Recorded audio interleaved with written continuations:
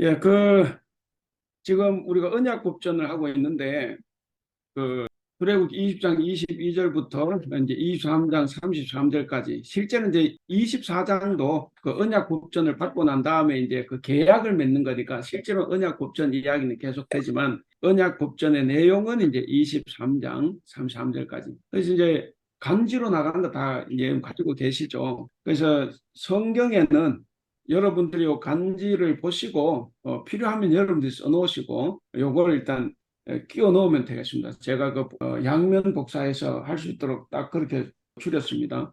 그리고 이제 더 구체적으로 보시려면 제가 다시 보내드린 게 있잖아요. 이 긴 거. 그래서 이거를 이제 한번 보시고, 제가 왜 이거를 이제 지난 시간에도 말씀을 드렸지만, 우리가 이제 율법서, 모세오경을 율법서 그러는데 실제로 율법을 잘 몰라요. 그 율법을 잘 모르다 보니까 이거 재미없는 거.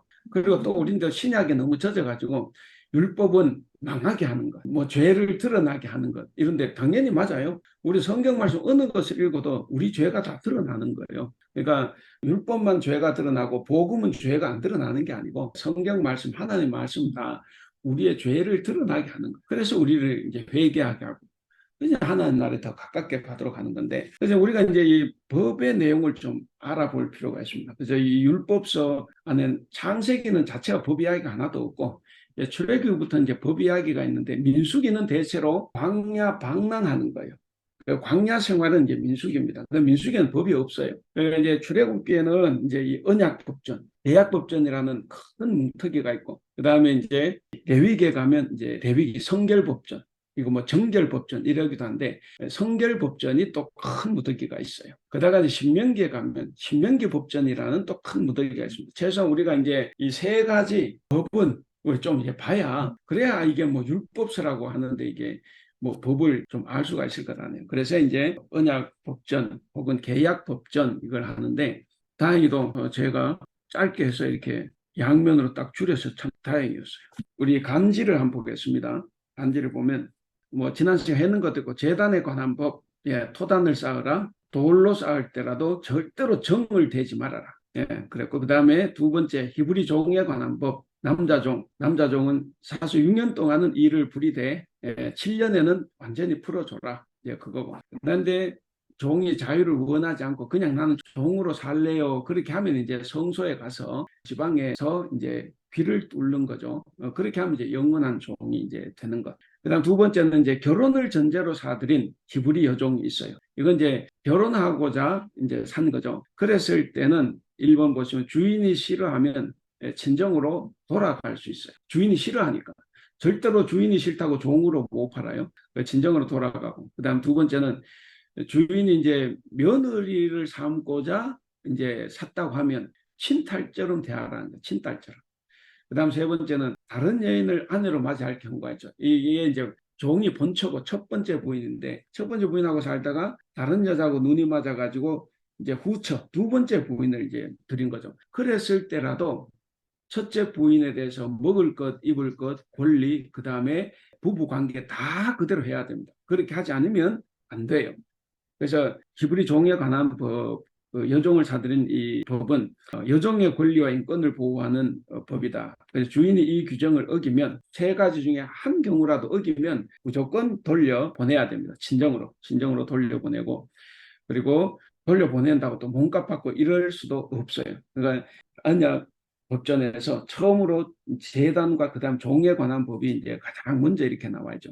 그 네모안에 보시면 이 출애굽 21장 1절 내가 백성 앞에 세울 법궤 이러하니라 라고 시작해서, 사실상 이제 21장 1절 히브리 종에 관한 법이 실제적으로 언약 법전의 시작이라는 거예요. 근데 언약 법전의 모든 법의 시작이 종으로부터 시작하는 법전은 고대 군동에 어떤 법도 없다는 겁니다. 근데 이 하나님의 법, 이 히브리인의 법은 종이 가장 먼저 나왔어요. 그러니까 뭡니까? 하나님이 누구에게 관심이 있다는 거예요? 종에게 관심, 종의 인권, 종의 삶에 관심을 가지고 있다는 거죠. 그래서 이 함무라비 법전도 노예는 맨 나중에 나오는데, 하나님의 법은 제일 앞에 나왔다.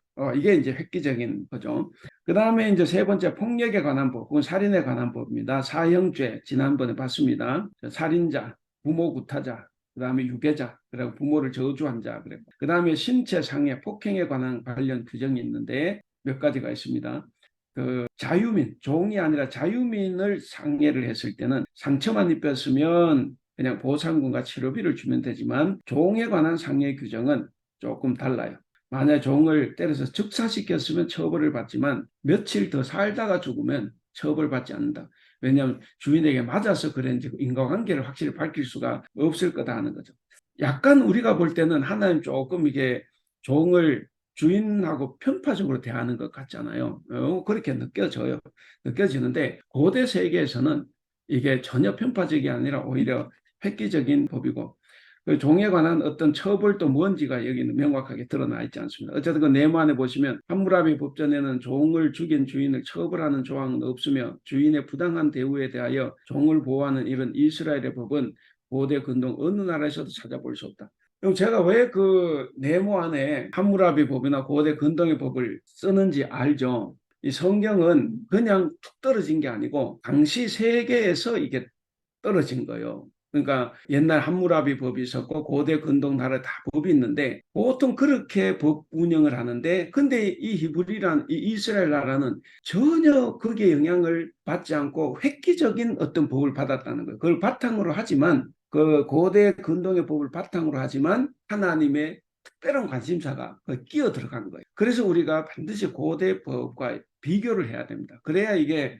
하나님의 법이 율법이 얼마나 인간적이고 윤리적이고 우월한가 하는 것을 알 수가 있어요. 그리고 어떤 신이 정말 참신인가, 가진 자 편의 신인가, 없는 자 편의 신인가, 이것이 다 드러나게 되죠. 그래서 이런 걸 공부할 때는 그 이웃 나라의 법도 같이 봐야 이 성경의 법을 우리가 알 수가 있어요. 그래서 이제 그렇게 적어놨습니다. 그다음 낙태와 동해복수법, 낙태 원인 제공자에게 관한 건데 낙태를 시켰는데 낙태만 됐지 다른 피해가 없으면 그냥 남편이 돈으로 해결하자. 그래서 남편 돈 얼마 주세요 하면 그걸로 된다는 거예요. 그 남편 요구대로 배상금을 지불하면 되고. 근데 다른 해가 있어요. 그 낙태만 한 것이 아니라 뭐 몸에 다른 어떤 해가 있으면 이제 동해복수법, 이는 이로 귀에는 기로. 그래서 만약에 낙태만 한 것이 아니라 배를 걷어 차다 보니까 손가락 하나가 부러졌다. 그럼 네 손가락 하나 부러뜨려야 되는 거예요. 낙태만 한 건 눈알이 하나 빠졌어.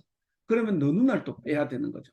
그러니까 다른 해가 없으면 남편 요구대로 돈으로 배상이 되지만 근데 다른 해가 있으면 동해복수법을 적용한다 하는 겁니다. 자, 거기 함무라비 법전은 상류층이 피해자인 경우만 이 법을 적용하고 상류층이 가해자이면 금전 보상만 한다는 거죠. 그러니까 상류층이 범죄하면 이게 동해보호법을 적용하지 않는다는 거예요. 그러니까 뭡니까? 다분히 가진 자의 법이죠. 그런데 성경은 그렇지 않아요. 그렇지 않다는 걸 보여줍니다. 그래서 상류층이 가해자면 금전 보상을 하는 점은 불공평한 법이다. 그러나 이스라엘의 법은 신분 차이를 무시하고 공평하게 이 법을 적용한다 하는 거죠. 그 다음에 네 번째 동해보수법 적용이 예외가 되는 경우가 있는데 주인이 종에게 상해를 입히면 해방시켜야 돼요. 주인이 종에게 상해를 입히면 이게 굉장한 손해죠. 이게 종 하나가 얼마나 그 노동력 이런 걸 따져서 굉장한 돈인데 근데 상해를 입혔다.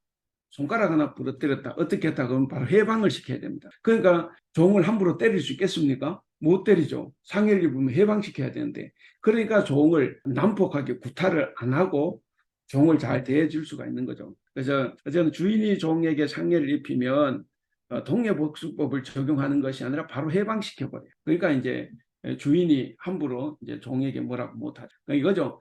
종 손가락 하나 부러뜨렸으면 주인 손가락 하나 부러뜨리는 게 아니고 그것만 돼도 좀 아예 종을 해방시켜야 되는 거예요. 그러니까 이제 주인에게서는 손가락 하나 부러지는 것도 손해지만 사실 종 하나 해방시키는 것도 엄청난 손해입니다. 그래서 이게 이 성경의 법은 하나님의 법은 철저하게 약한 자를 위해서 이제 있다 하는 것을 보여줍니다. 그 다음에 임자 주인의 책임입니다.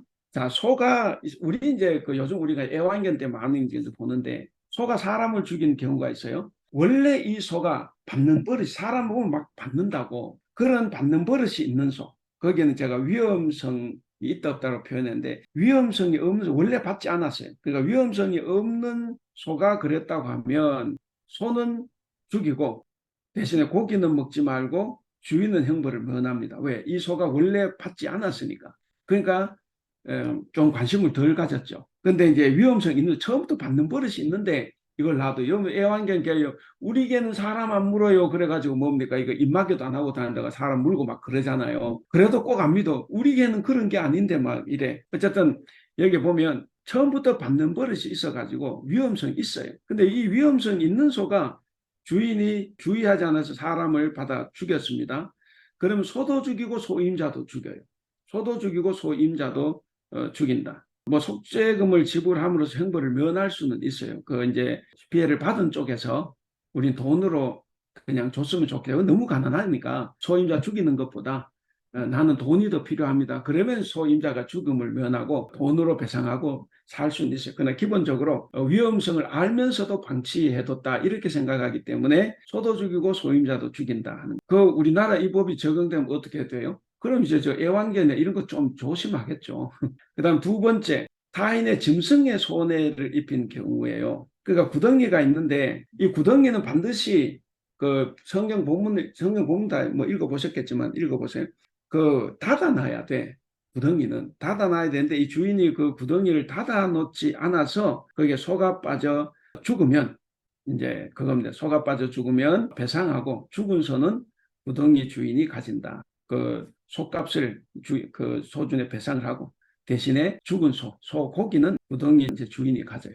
뭐 구덩이 주인이 크게 뭐 손해날 일도 없을 것 같아. 저는 그리고 그 다음에 소가 이웃의 소를 죽이면 우리 소가 이웃의 소를 죽였어요. 그때 산 소는 팔아서 돈을 나누고 예, 어쨌든 내소 했지만 살아있는 소가 있잖아요. 그 소는 팔아서 돈을 나누고 그 다음에 죽은 소의 고기도 나눈다. 이제 이거죠.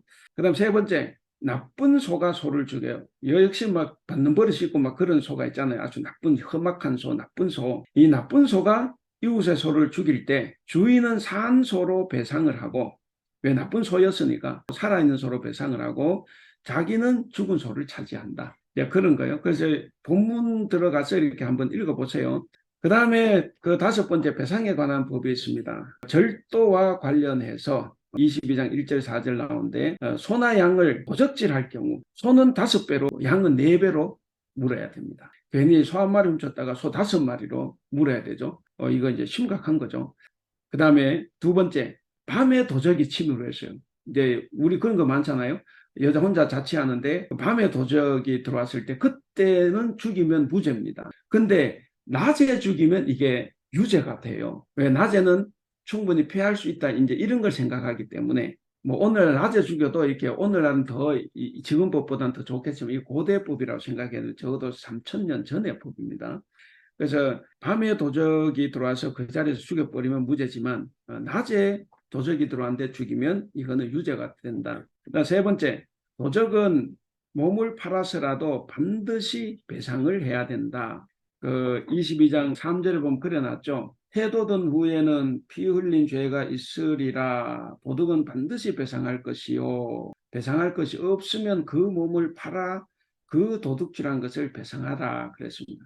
해돋은 후에 그 밤이 아니라 낮이죠. 낮에는 피 흘린 죄가 있으면 그 도둑은 반드시 배상을 해야 되는데 배상할 것이 없으면 몸을 팔아서라도 배상을 하라는 거죠.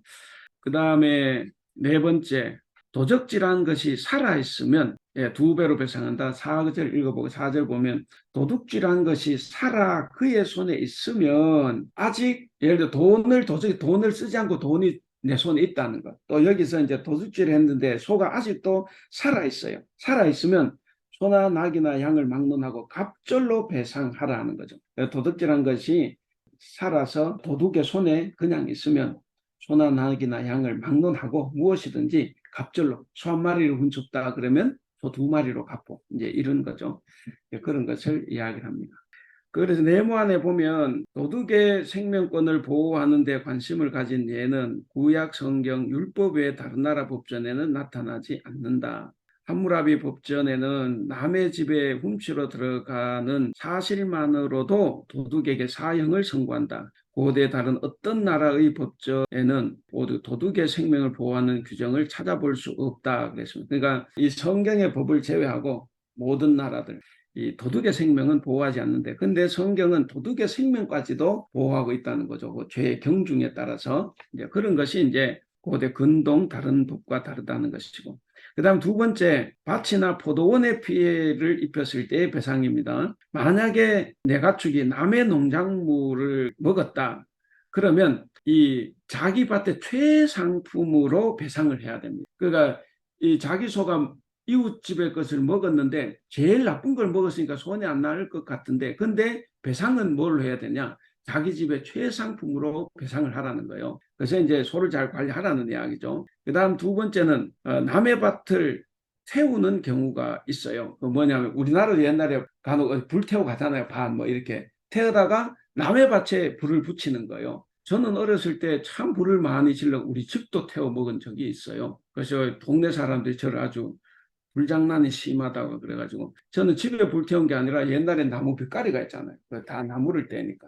나무 빗가리 저 멀리 있고 이게 이제 밭과 밭이 같이 있어서 밭과 마당을 나무 울타리를 이렇게 놨는데 아니 거기다 나무 빗가리 불을 치는데 이게 울타리를 타고 이제 초가집이잖아요. 초가집 지붕에 불이 붙어가지고 우리 어머니가 이제 저 이제 시장 가셨다고 오신데 동네 사람들이 세대집에 불 붙는 것 같은데 이러니까 우리 집에 아니라고 돌아왔는데 막 우리 집에 불이 붙어가지고 막 난리가 나가지고 전 도망갔고 변소도 한번 불태운 적이 있고 어쨌든 뭐 저는 우리 집 거를 태웠지만 이게 불을 붙이는 경우가 있다는 거죠. 그리고 그 본문을 한번 들어가서 22장 그 6절을 보면 불이 나서 가시나무에 댕겨 낯가리나 거두지 못한 곡식이나 밭을 태우면 불러온 자가 반드시 배상할지라 그랬습니다. 그래서 반드시 배상을 해야 된다는 것이고, 그다음 세 번째 물품에 관한 배상이 있어요. 이거 정말 재밌어요. 내가 이제 이매영 집사님 어디 놀러 가신다 저한테 뭐 귀중한 물건을 저한테 맡겼죠. 그래서 제가 이제 그걸 보관을 하는 거를 생각하면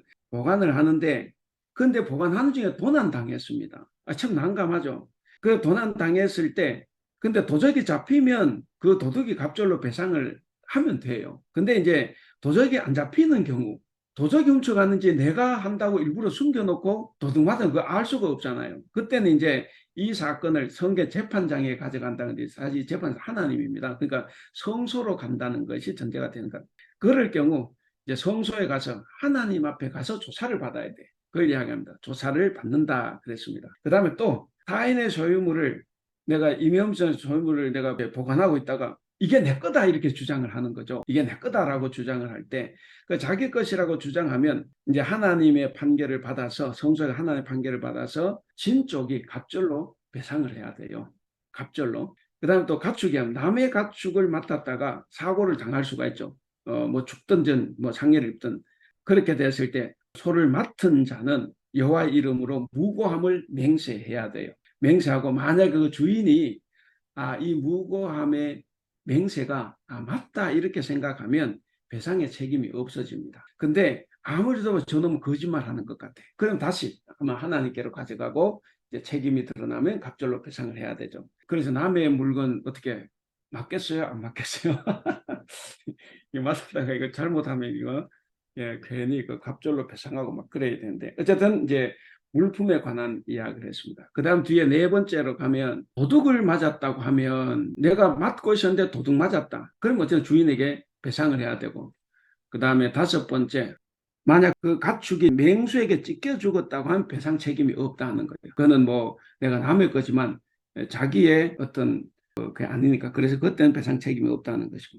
그 다음에 이제 여섯 번째, 빌린 물건에 피해를 주는 경우가 있어요. 내가 누구에게 빌렸는데 이게 무슨 고장이 났다거나 이런 거잖아요.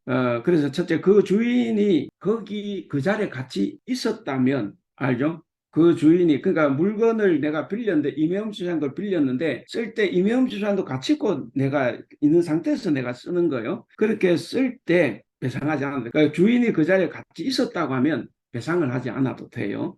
그리고 그 가축을 세낸 것이면 세낸 돈을 준다 하는 거죠. 그 세 돈을 배상해야 된다. 이제 그런 것이 이제 그 물품에 관한 배상법입니다. 그 다음에 여섯 번째는 종교와 도덕에 관한 법. 그 처녀를 범한 자는 결혼지참금을 주고 아내로 삼아야 됩니다. 결혼지참금을 주고 아내로 삼아야 정상적인 결혼을 하라는 거죠. 그 다음 두 번째, 처녀의 아버지가 결혼을 거절해. 저런 나쁜 놈한테 내 딸을 못 준다. 이렇게 되면 결혼지참금만큼의 돈을 지불하고 끝나는 거죠. 그 다음에 이제 우상숭배 금지법이 있습니다. 그 우상숭배했기 때문에 사형에 해당하는 죄가 있는데, 아까 이제 다른 쪽에 사형죄가 있었고 여기에 이제 우상금지와 관련된 사형죄는 무당, 이제 정확하게 여자 마술사입니다. 무당은 반드시 죽여라. 그다음에 짐승과 교합 행음한 자 죽여라. 우상 숭배한 자 죽여라 하는 겁니다. 그다음에 이제 세 번째 약자보호법이 있습니다. 약자보호에 관해서 첫째는 이방 나그네를 압제하거나 학대하지 말아라. 그다음에 과부 고아를 해롭게 하지 말아라. 회롭게 하면 이제 성경이 단어 회롭게 하면 이제 내가 반드시 갚아준다는 거죠. 그다음에 세 번째 가난한 자에게 돈을 꾸어주면은 절대로 재촉하지 말아라. 그리고 이자를 받으면 안 된다. 이제 그거죠. 왜냐 가난한 사람 돈 꾸어가는데 어떻게 갚겠어요? 그 힘든 그래서 재촉도 하지 말고 이자를 받아서도 안 된다. 그래서 네모안에 보시면 있는 당시 주변 나라에서는 이자율이 상당히 높았다는 점과 큰 대조를 이룬다. 메소포타미아 누지 토판에는 이게 아마 최초의 법 같아요. 누지 토판에는 50% 이자율이 50%입니다. 함무라비 법전의 이자율은 곡식은 33.3%, 은은 20에서 25%입니다. 근데 성경의 법은 이자를 받아서는 안 된다 그랬다. 그래서 약자를 철저하게 보호하는 법이다. 그 다음 네 번째는 가난한 자의 겉옷을 담보로 잡았다고 하면 반드시 해지기 전에 주라는 거예요. 왜냐? 당시 가난한 사람들 이불이 없기 때문에 그 겉옷이 이불이에요. 그러니까 만약 이불은 여러분 알죠? 이 열대지방은 밤이 굉장히 춥다는 거를. 그래서 이제 해지기 전에 반드시 돌려주라 하는 겁니다. 그래서 이 규정은 채권자의 소유권보다 채무자의 생존권을 더 중요시하는 것이다. 재물보다 사람을 더 귀하다. 뒷백이 없는 사람을 무시하는 인간사회 일반 풍조를 하나님의 백성들은 쫓아가면 안 된다는 거죠. 그 다음에 종교법이 있어요. 하나님을 경시하지 말아라. 반드시 소출의 일부를 하나님께 바쳐라. 그 추수한 것 혹은 적짠 것, 사람도 장자, 가축은 처음 난 것, 다 이거는 하나님께 바치라는 거예요. 하나님께 바치라. 그 다음 일곱 번째 공평에 관한 법입니다. 법정에서 증인이 굉장히 중요하죠. 그 증인의 역할인데 증인은 절대로 근거 없는 말 하지 말라.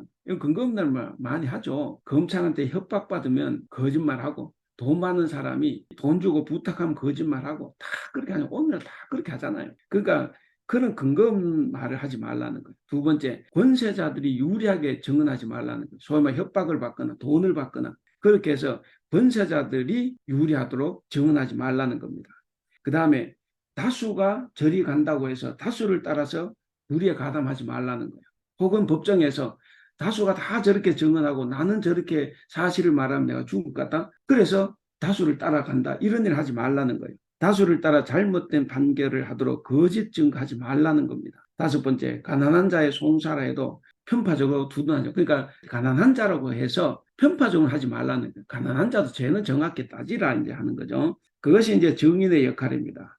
그다음 두 번째, 원수의 가축을 다루는 법이 있어요. 원수의 가축이니까 뭐 성질하니까 죽여버릴 수 있죠. 원수 거니까. 근데 이제 여기서 원수의 가축을 어떻게 다루라고 하냐면 길 잃은 가축을 봤다고 하면 반드시 그 원수에게 갖다 주라 하는 거예요. 그리고 원수의 소가 짐을 지고 가다가 쓰러져 있어요. 그 쓰러진 원수의 소 나귀를 원수와 함께 일으켜주라는 거예요. 에이, 저는 잘 됐다고. 저도 고생 꽤나 해라. 이러고 지나가면 안 된다는 거예요. 그래서 원수나 원수의 소를 함께 일으켜주라 하는 겁니다. 그 다음에 이제 재판관의 역할입니다. 첫 번째는 가난한 이의 권리를 왜곡하지 말라는 거예요. 뭐 요즘 보면 뭐 다 그러잖아요. 다 그런 건 아니지만 뭐 권력자들 뭐 지금도 보면 뭐 마찬가지죠. 대통령 뭐 이런 부인도 안 하잖아요. 수사. 뭐 그런 거 있는데 어쨌든 가난한 이의 권리를 왜곡하지 말아라. 그다음 두 번째, 무지한 자와 의로운 자를 살해하지 말아라. 그럼 세상에 얼마나 무지한 자들이 지금도 마찬가지죠. 지금도 무죄하지만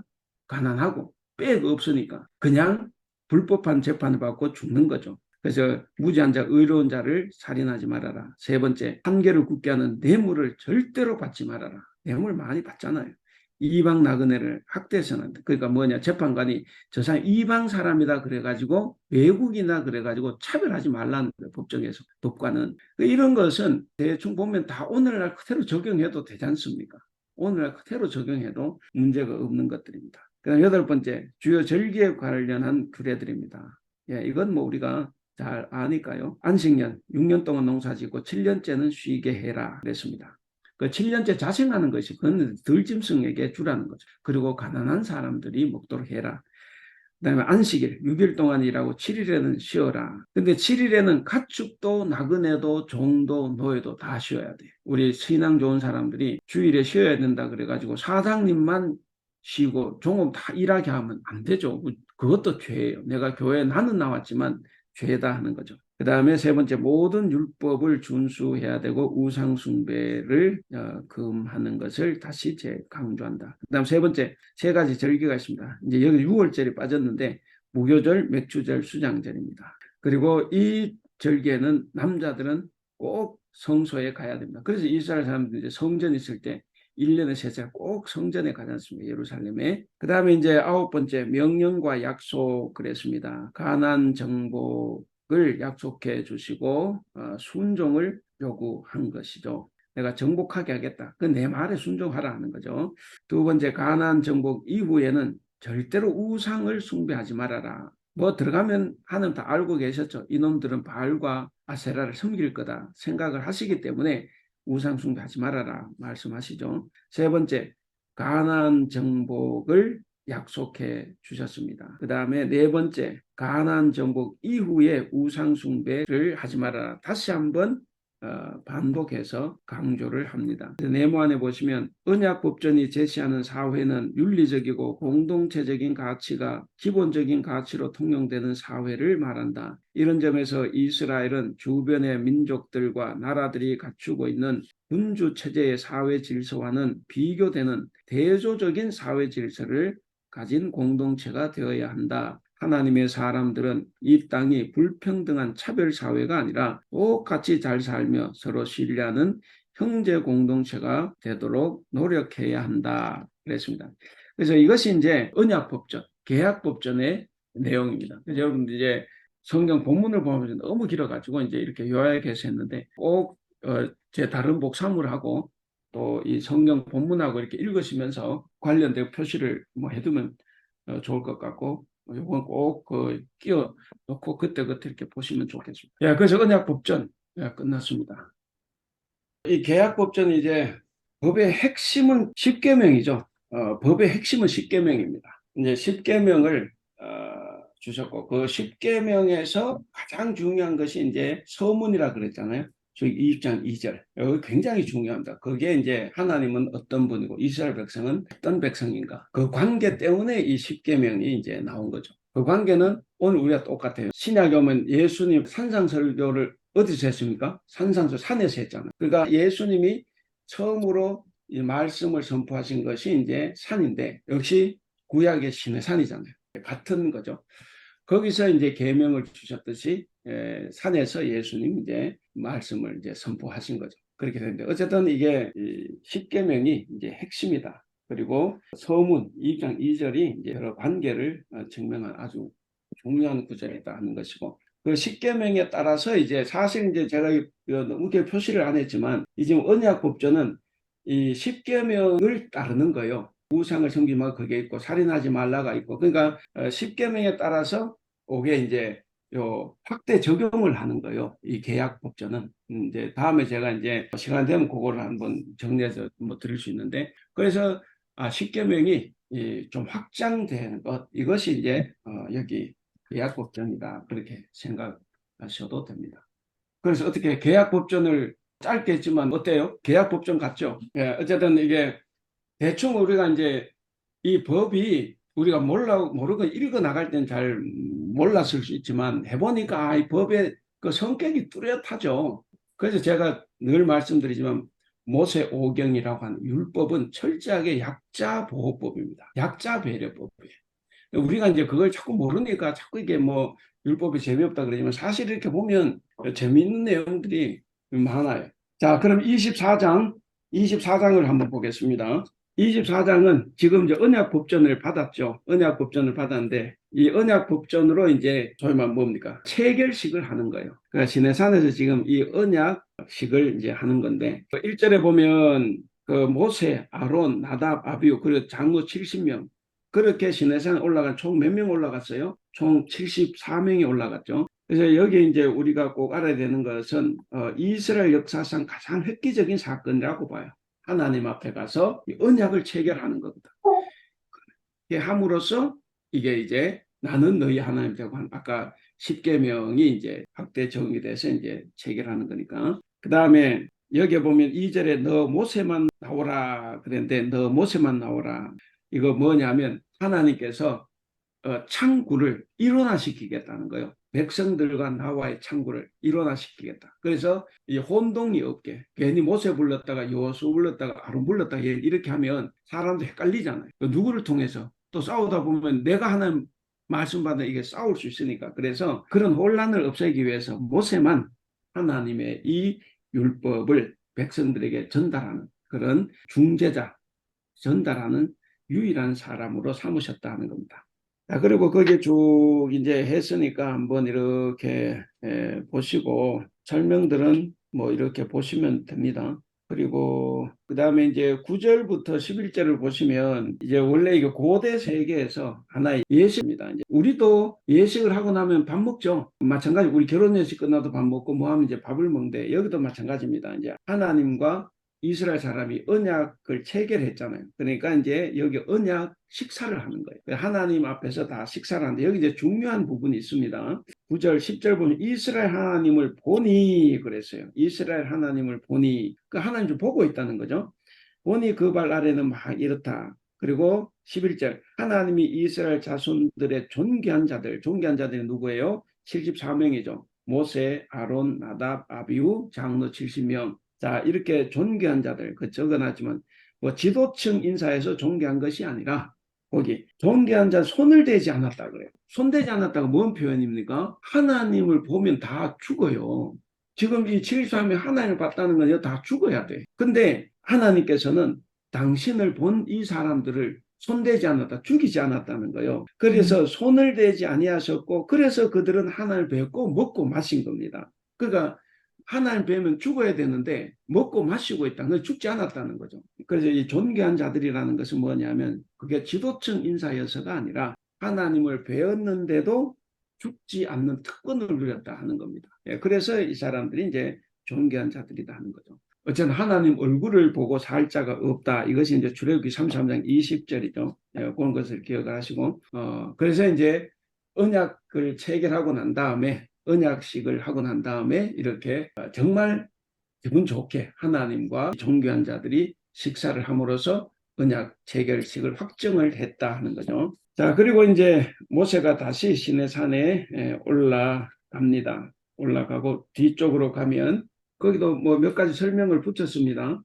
설명 붙였는데 한번 보시면 좋겠는데 거기에 16절 여호와의 영광이 시내산 위에 머무르고 구름이 엿새 동안 산을 올라가더니 일곱째 날에 여호와께서 구름 가운데서 모세를 부르셨다. 이제 그렇게 이야기합니다. 엿새와 일곱째. 옆에 설명을 붙이기를 6일은 하나님 만나는 데 필요한 준비 기간이다. 그래서 하나님 만나는 데는 준비가 상당히 필요하다는 거죠. 그래서 6일 동안의 준비와 7일째에 하나님을 만났다 하는 것. 그러니까 7일째 하나님 만나기 위해서 6일 동안 준비했다 하는 것은 오늘날 우리가 6일 동안은 뭡니까?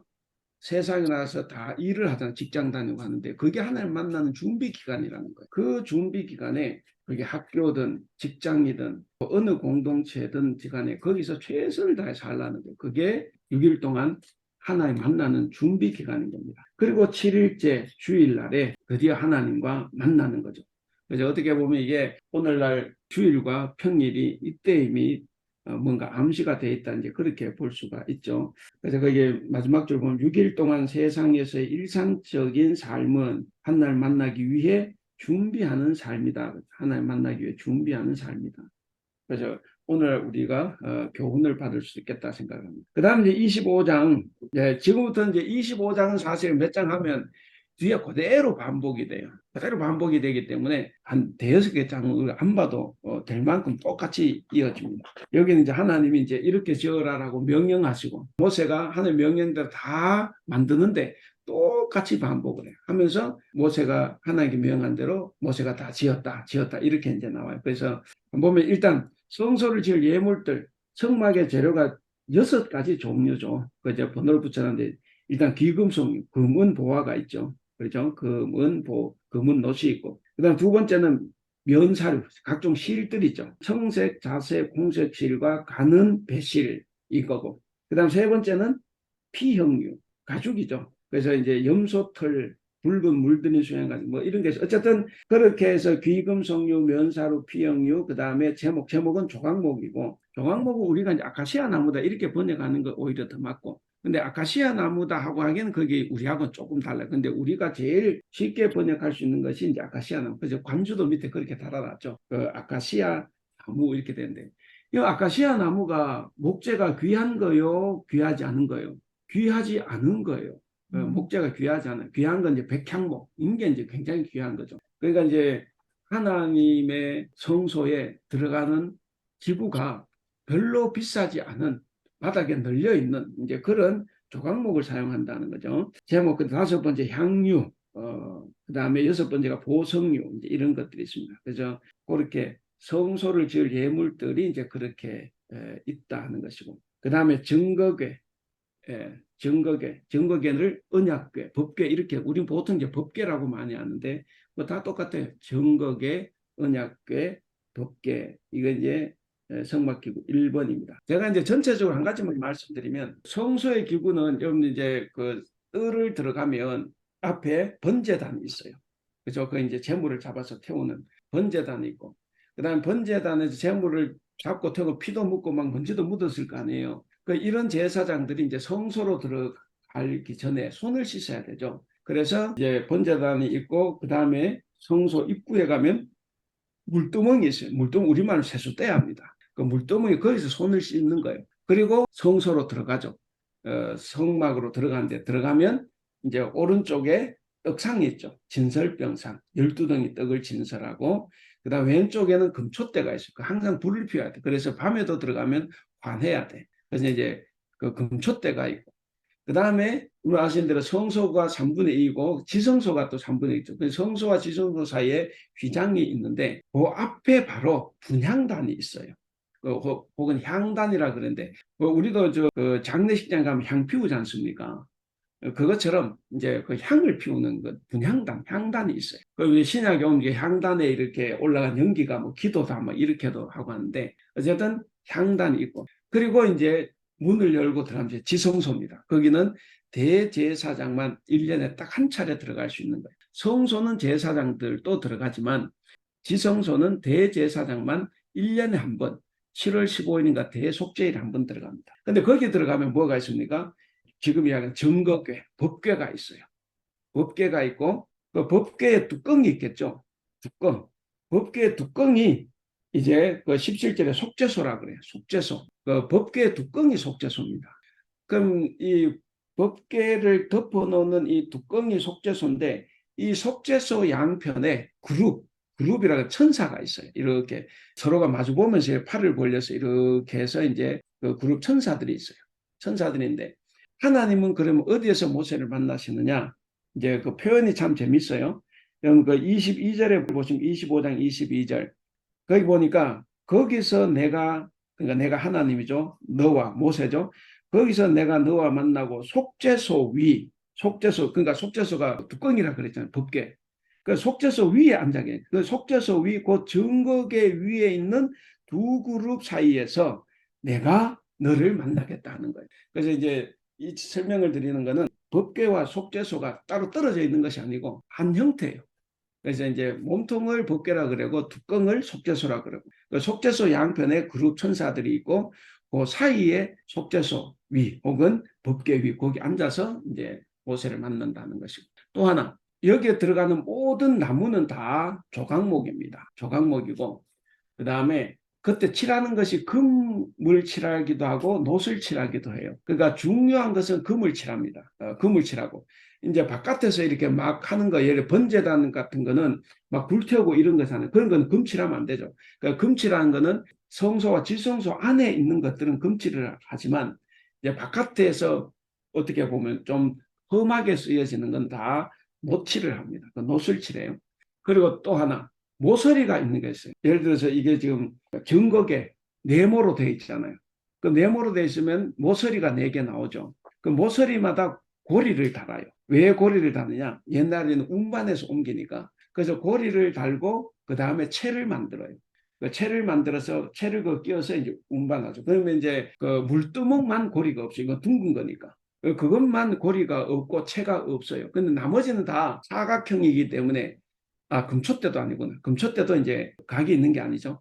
그런 걸 빼고 각이 있는 거는 다 모서리에 고리가 있고 그리고 반드시 채가 있어서 그래서 채를 끼워 놔야 돼. 그리고 움직일 때는 이제 제사장들이 이제 어깨에 메고 옮기는 거죠. 그래서 모서리가 있는 데는 다 고리가 있다. 중요한 것은 금고리. 이제 바깥에 험악하게 쓴 거는 녹고리. 채도 이제 중요한 것을 옮기는 거는 채를 금으로 입히고 또 험하게 쓰는 거는 중요한 물건이어도 험하게 쓰는 거는 노수로 입히고 이제 이런 거죠. 그래서 이제 그걸 이제 생각을 하고 이걸 보면 뭐 별로 어려운 건 없습니다.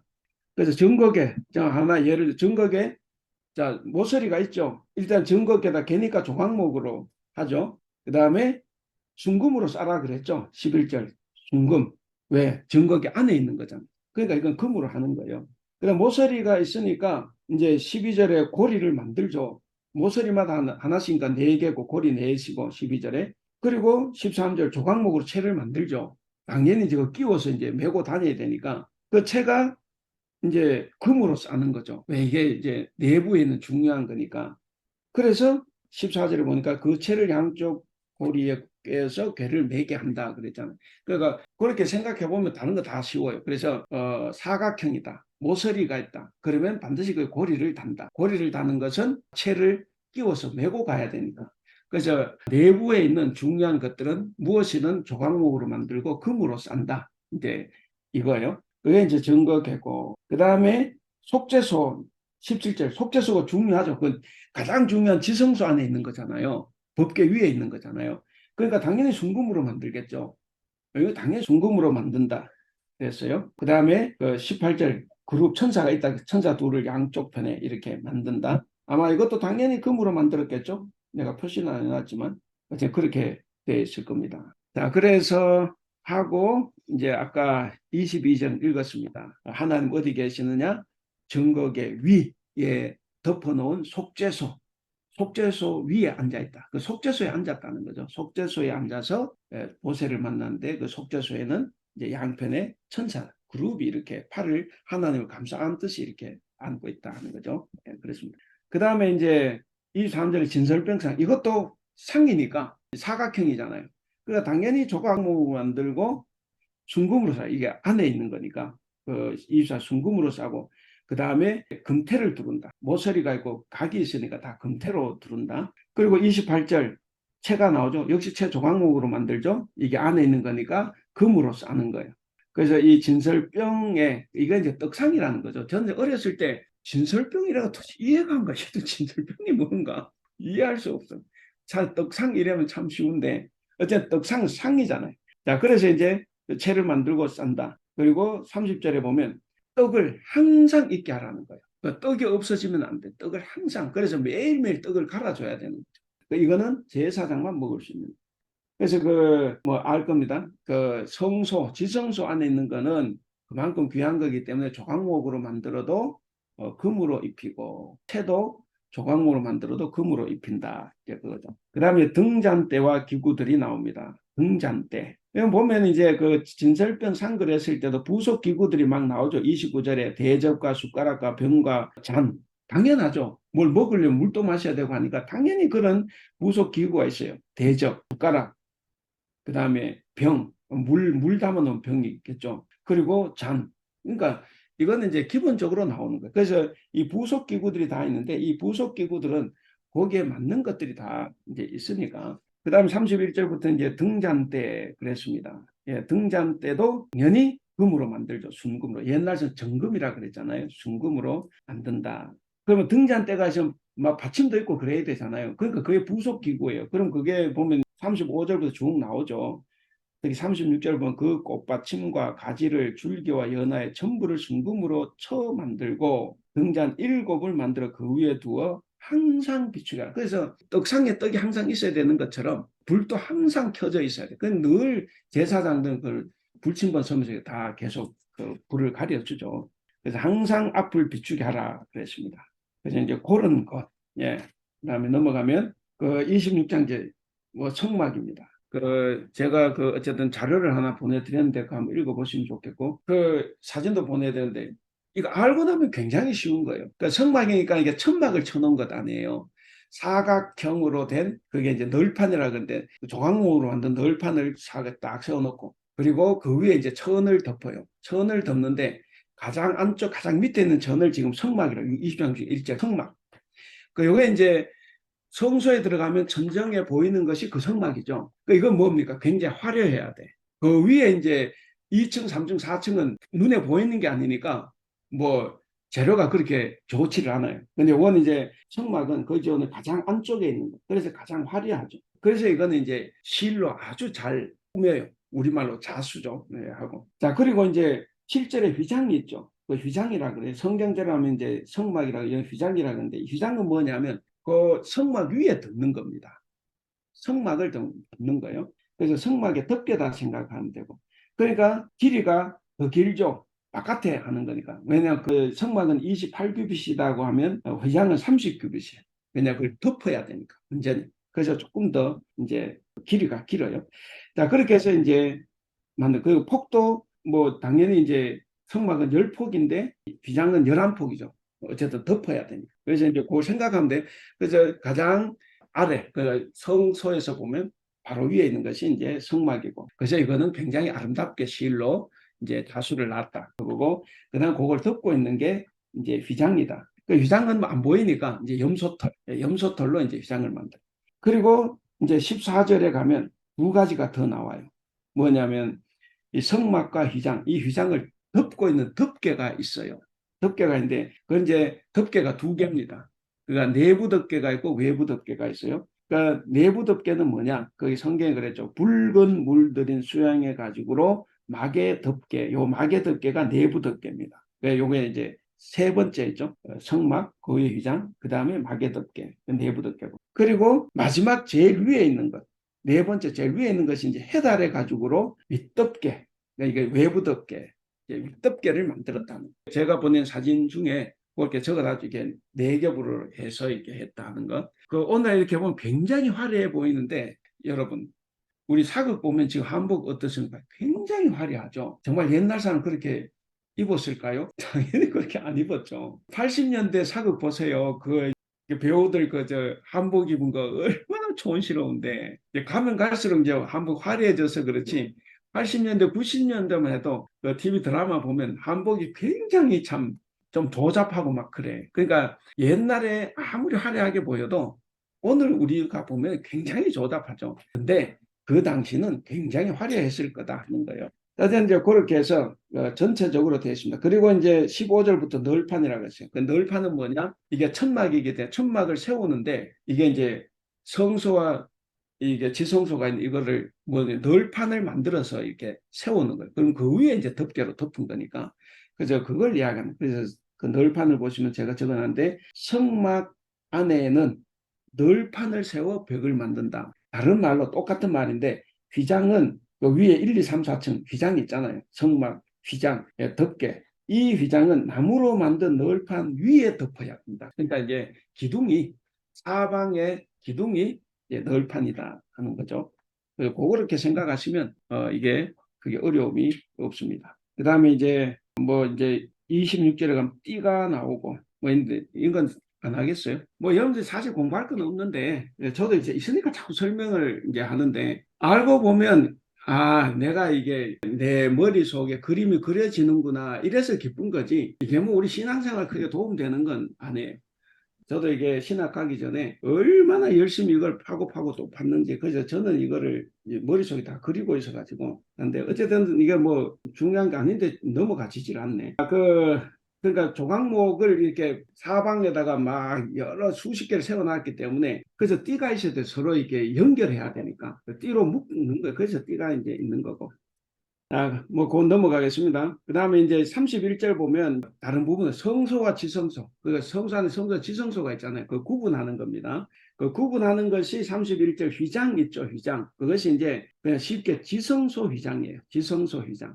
그이 지성소 휘장은 굉장히 안쪽에 있으니까 중요한 거죠, 이 휘장은. 이 휘장이 예수님이 돌아가셨을 때 위로부터 아래로 찢어진 거죠. 이게 이제 지성소 휘장인데, 그래서 재료와 장식은 1절에 나오는 성막의 재료와 똑같아. 굉장히 중요하죠. 그리고 이것은 지성소장이니까 성소와 지성소를 구분한다고 이제 33절에 나와 있죠. 그 다음에 이제 35절에 가면 그가 지성소 의장이 있다고 하면 이제 바깥 뜰에서 성소로 들어가 물두멍에 손을 씻고 이제 안으로 들어가려면 또 문을 하나 또 거쳐야 되잖아요. 문을 하나 거쳐야 돼. 그것이 이제 35절에 보면 그 휘장 바깥에 그러니까 요건 이제 성소 휘장이라고 하는데 앞에서 지성소 휘장이고 지성소 안에 증거계를 두고 속죄소를 둔다 뭐 다 아실 겁니다. 그 다음에 휘장 바깥 그 지성소 휘장 바깥에 이제 상을 넣고 등잔대를 넣고 다 하죠. 근데 이제 36절 끝에 휘장이 나오죠.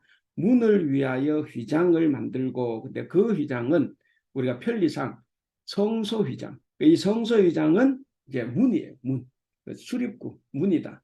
그래서 이제 성소로 들어가면 이제 물두멍에서 세수대 손을 씻고 그리고 문을 열고 들어가는데 그 문이 성소 휘장이고 그 안에 들어가면 이제 떡상이 있고 금촛대가 있고 뭐 다 있다는 거죠. 그리고 지성소로 들어가려면 다시 들어가는데 어쨌든 그게 지성소 휘장이다. 이제 그렇게 되었습니다. 거기도 이제 어쨌든 중요하니까 안쪽에 있으니까 다 또 금이죠. 전부 다 금으로 돼 있어요. 그다음에 27장에 보시면 그 제단이 그 번제단이라 그래. 제단 번제단인데 번제단은 여기서 뭐 바깥에서 뭐 이렇게 재물을 잡고 태우고 막 이런 거니까 금으로 입히면 당연히 안 되죠. 금으로 입히면 안 되는 거예요. 그래서 조각목으로 만든 그 이절의 제단 이게 이제 번제단인데 네모 반듯하게 했으니까 이것도 이제 네 군데 뭐 고리가 있고 이게 결국 채로 끼어서 다니겠죠. 그래서 이제 그 보면 그래서 노수로 싸고 쭉 이야기 나옵니다. 27장 2절은 뿔, 그 보면 뿔이 있어요.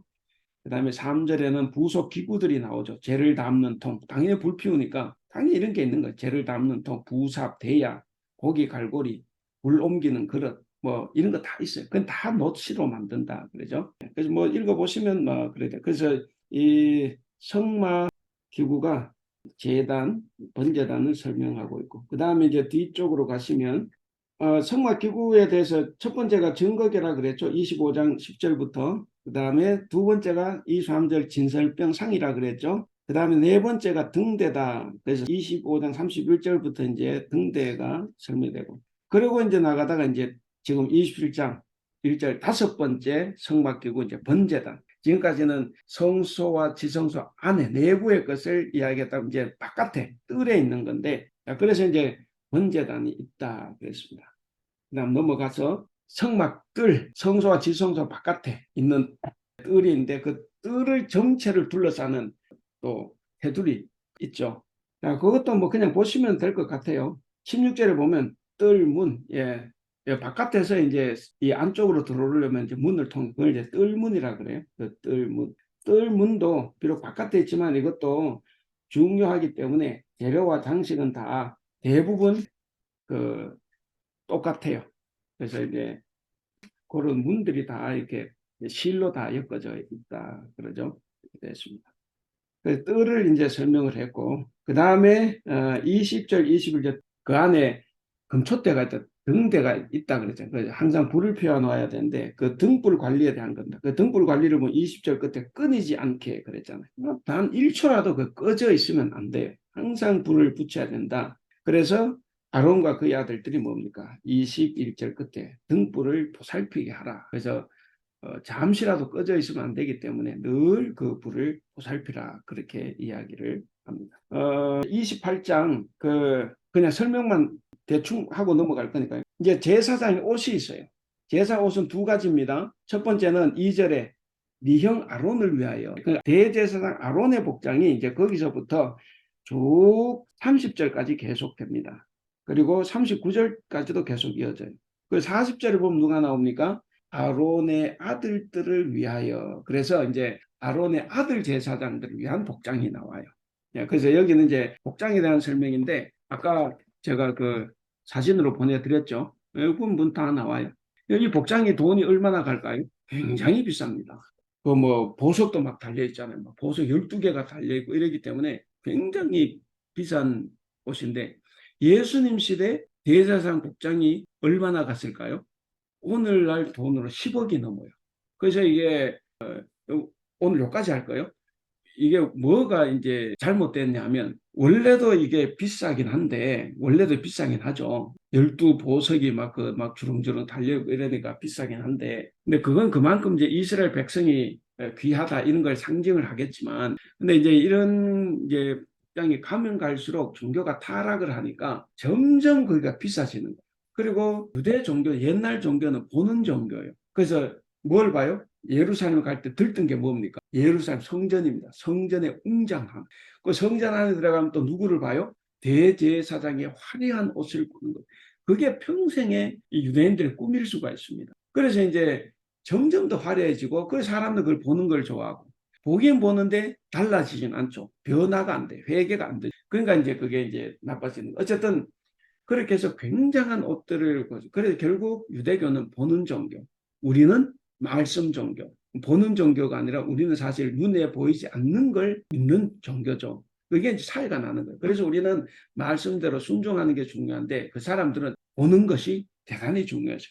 그래서 여기서도 이제 아론의 옷이 이제 그 쭉 설명이 되는데 사실 굉장히 화려한 옷의 일종입니다. 오늘은 요까지 하고요.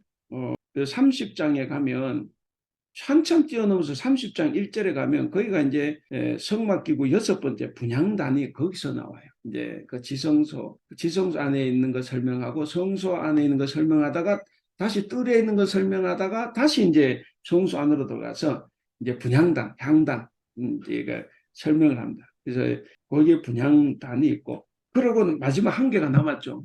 뭐 설명이 안 됐어요? 물두멍이 설명 안 됐잖아요.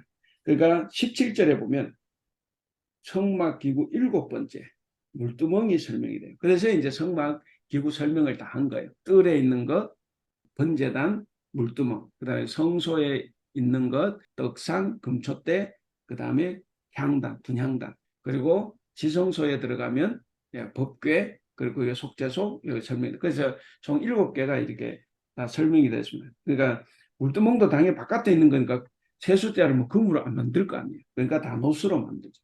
노수로 만들고. 이건 이제 둥그니까 당연히 고리가 없어요. 그러니까 채도 없고, 이제 그런 겁니다. 그러니까 오늘 여기까지 한 거예요. 예.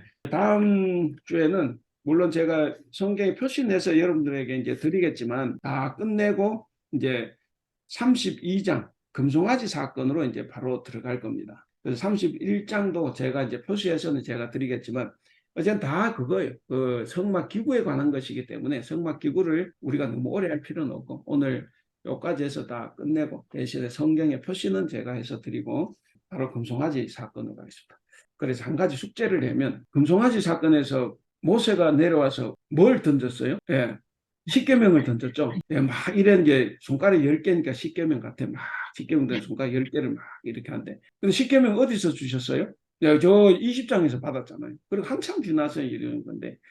그러니까 이제 좀 생각해 보세요. 십계명을 모세가 들고 내려왔는데 십계명 두 돌판 팍 쓰고 바로 들고 내려왔을까? 아니면 그때 돌판에 쓰기 말고 자기는 그냥 내려왔다가 다시 올라가서 두 번째 올라갔을 때 이제 십계명을 들고 내려왔을까? 뭐 이건 너무 쉬운 문제인데 어쨌든 여러분들 한번 생각해 보시고 제가 왜 이런 말씀 드리냐면 다들 이게 처음에 올라가서 십계명 막 하나님께서 막 영화 보면 그렇잖아요. 막 불로 막 쫙 쓰고 바로 그거 들고 내려온다고. 그러니까 우리가 자꾸 착각을 해. 아, 그때 처음 십계명 받았을 때 들고 내려왔다. 그리고 던졌다고 하는데 전혀 아니죠. 예, 그래서 이제 그런 차이도 한번 우리가 생각하면 좋겠다.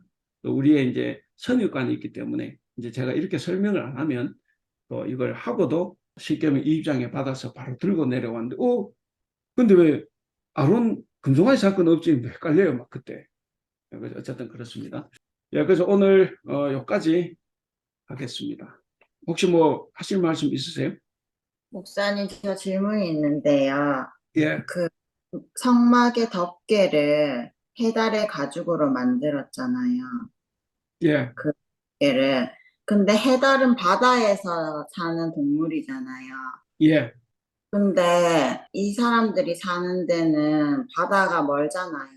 가까운, 바다가 멀다라고 생각하는데 시내 사는 그 옆에 홍해 바다가 있죠. 근데 해달의 가죽으로 이렇게 큰 덮개를 만들 수가 있나요? 이 시대에? 저는 너무 신기해가지고요. 아마 하나님께 그걸로 만들으라고 했으니까 남자들이 총 출동해서 해달 그 잡아오지 않았을까요?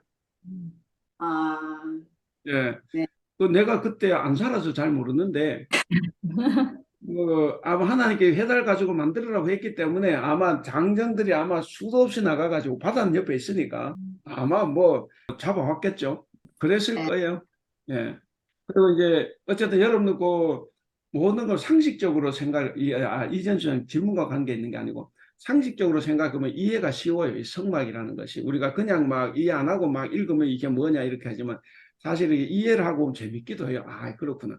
뭐 부속기구 당연히 이게 있으면 그거 따르는 거고 당연히 모서리가 있으면 매우 옮겨내고 그러고 그리고 덮개도 안에 있는 건 화려하고 바깥으로 갈수록 더 질기고 햇볕에 잘 상하지 않아야 되고 뭐 그렇게 했잖아요. 제일 위에 있는 거는 얼마나 햇볕이 쨍쨍합니까? 그러니까 아마 그런 고대인들의 어떤 과학적인 상식들이 거기에 다 이제 들어가 있을 거예요. 그래서 이제 다 만들고 그리고 또 이동이 용이해야 되니까 그래서 거기 보면 제가 설명을 안 했지만 그 위에 있는 이 덮개도 보면 그 하나로 엮어 놓은 게 아니에요. 두 분은 나누어 놨어요.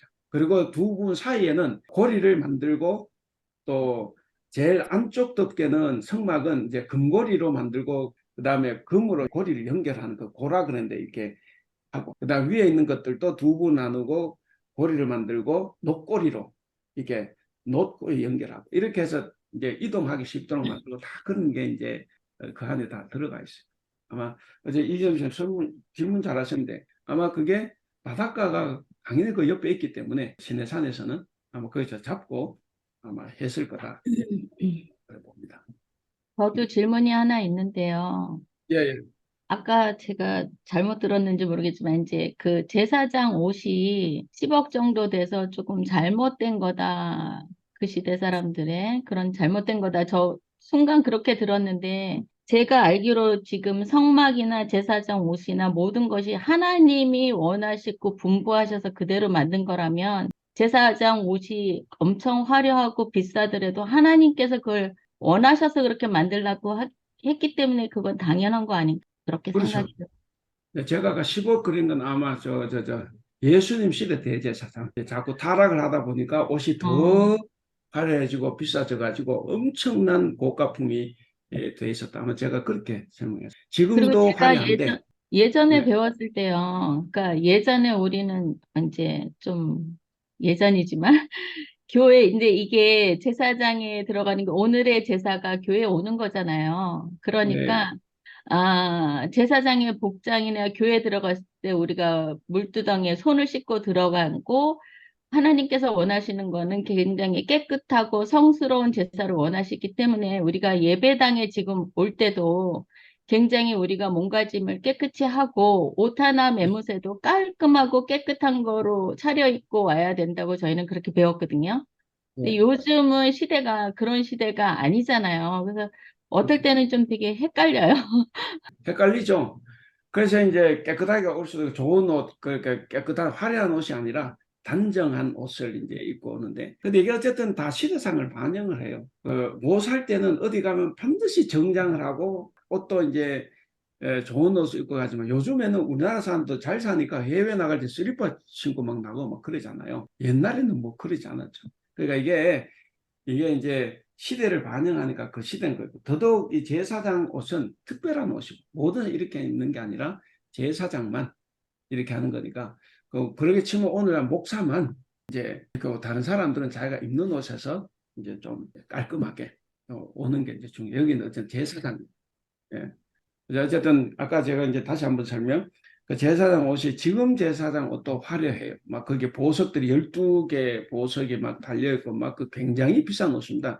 이 전부 다 이게 뭔가 자수를 놔가지고 막 이렇게 하는 거기 때문에 그만큼 그 옷엔 다 의미가 들어있어요. 그래서 이제 그렇게 하기 때문에 괜찮은데 근데 이것이 이제 종교가 가면 갈수록 타락해져 가지고 이제 점점 더 욕심이 생겨 가지고 옷이 막 엄청 화려해지고 그 옷 가지고 이제 자기의 뭔가를 나타내는 거죠. 그래서 이제 어떤 거룩한 삶으로 나타내려고 하는 것이 아니라 남에게 보여지는 걸로 자기의 거룩성을 드러내려고 하는 이게 이제 타락한 모습입니다. 그래서 이제 후대에 예수님 시대에 이제 그렇게 타락이 돼서 거의 뭐 10억이 넘을 정도로 이제 그렇게 됐다는 거예요. 예, 지금 이야기하는 게 아니고. 예. 예, 또 뭐 이야기 있습니까? 예, 예, 없으면 그럼 기도하고 마칠까요? 네. 예, 마치겠습니다. 하나님 아버지 감사합니다. 오늘 또 이 시간을 통해서 출애굽기 이 말씀을 통해서 우리가 성경을 좀 더 깨닫고 또 이 말씀의 의미들을 생각하고 또 우리가 하나님의 말씀을 알고 느끼고 살아간다는 것에 또 기쁨을 느끼는 시간 주신 것을 감사합니다. 하나님 우리에게 성경 말씀이 주어졌지만 우리가 잘 알지 못하고 하나님 읽어도 우리가 그저 관심 없이 그냥 읽는 데 목적을 두다 보니 하나님의 그 마음을 알지 못하고 넘어갈 때가 많이 있습니다. 하나님 우리가 이제 새 마음을 가지고 주님께서 주신 말씀들의 그 의미를 잘 깨닫고 살아갈 수 있도록 우리를 도와주시옵소서. 하나님 오늘 함께 해주신 것을 감사하며 우리 주님 예수님의 이름으로 기도하옵나이다. 아멘. 수고하셨습니다. 감사합니다.